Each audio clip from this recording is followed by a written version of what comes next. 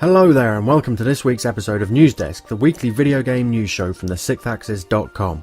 It's been a pretty quiet week this week, mostly due to the release of that big game some of you might have heard of, so we'll kick off with some bits from this year's ongoing Tokyo Game Show.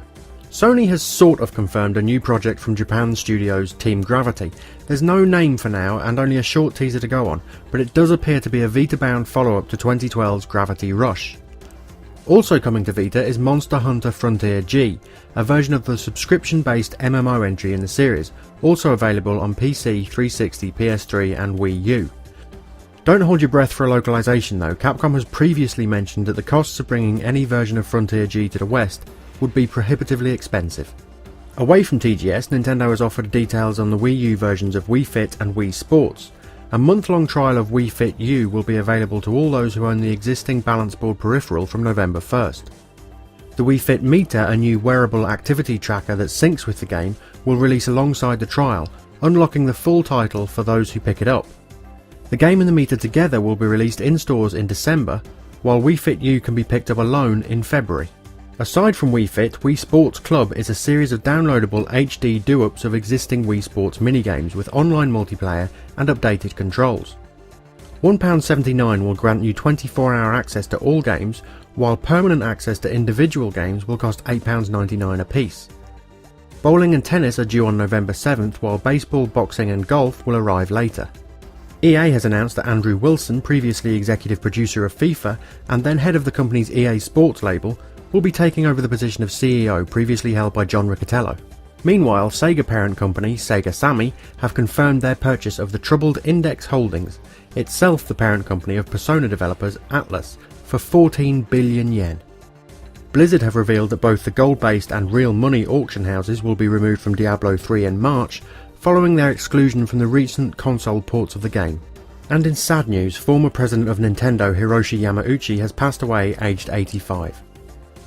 Yamauchi is the man credited with turning Nintendo from a trading card business into a video game one, developing their focus on art over technology, and launching numerous successful consoles and handhelds, including the Game Boy and the Nintendo 64, before leaving the company's board of directors in 2005.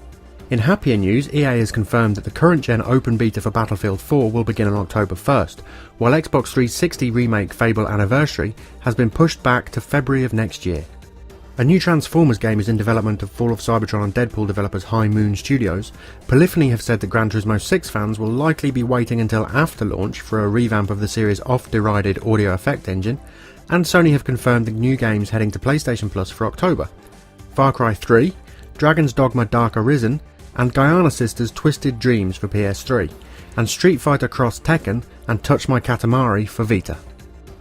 It also looks like either Hotline Miami or Guacamelee may arrive on the service soon, while Sony notes that they haven't managed to strike a deal for Max Payne 3 yet.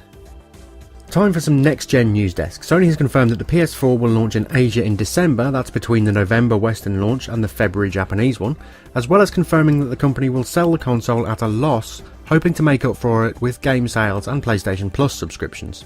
The company has also suggested that they hope to sell as many as 5 million consoles before March 2014, that's around 1.5 million more than the PS3 managed in the same time frame, while retail sources have noticed that shortages of the console could last as long as 4 months, depending on supply. As well as demoing the upcoming PlayStation mobile app that hooks into the PS4, Sony has reconfirmed plans to launch Gaikai streaming of selected PS3 titles to PS4, Vita and Vita TV from next year in North America. 3 official European bundles will be available for the system at launch, one with Killzone Shadowfall, one with Ubisoft's Watch Dogs, and another with no game but instead the console's official camera and an extra controller, and those looking to capture footage from their consoles over HDMI will be able to do so from a yet-to-be-announced date in 2014. Meanwhile, Microsoft has confirmed that the Xbox One's TV features will only be available at launch in the US and Japan, with European content due at some point next year, as well as advising buyers against using the console in a vertical orientation to avoid issues with its slot-loading disk drive.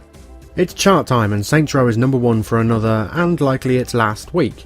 Kingdom Hearts 1.5 HD Remix is new in at number 2, while Diablo 3, Splinter Cell Blacklist and Disney Infinity are all holding steady at 3, 4 and 5 respectively. EA's new NHL game arrives at number 11, the Metal Gear Solid Legacy Collection lands at 24, while Sony's latest first-party PS3 title, Puppeteer, can only manage a disappointing number 40. That's it for this week, with just a couple of GTA related notes to close the show.